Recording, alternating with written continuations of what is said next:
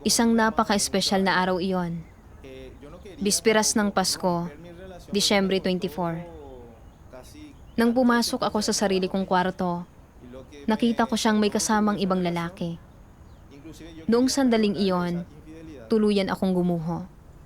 Hindi ko kinaya at lubos akong nawalan ng pag-asa at nasadlak sa depresyon. Dahil mahal na mahal ko talaga siya, ayaw kong sumuko at ayaw kong tanggapin ang realidad na ito. Isa iyong relasyong binuo ko sa loob ng 14 o 15 taon.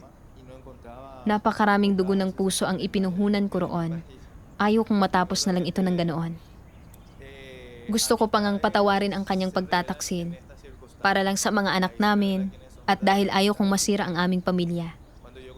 Mula noon, hindi na ako makapamuhay ng payapa. Namuhay ako sa pagkabalisa at pag-aalala sa buong araw. Puno ng pasakit ang puso ko at wala akong mahanap na ginhawa kahit saan.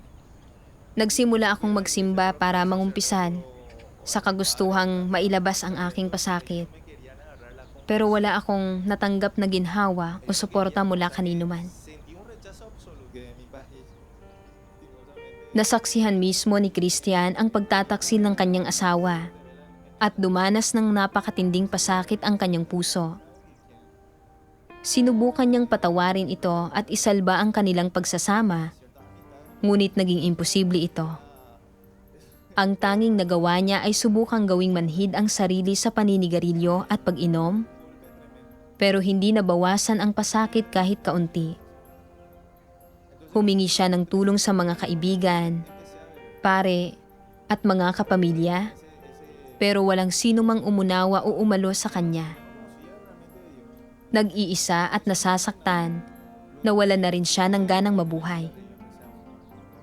Sa kanyang kawalan ng pag-asa, sa Diyos na lang siya nakapanawagan.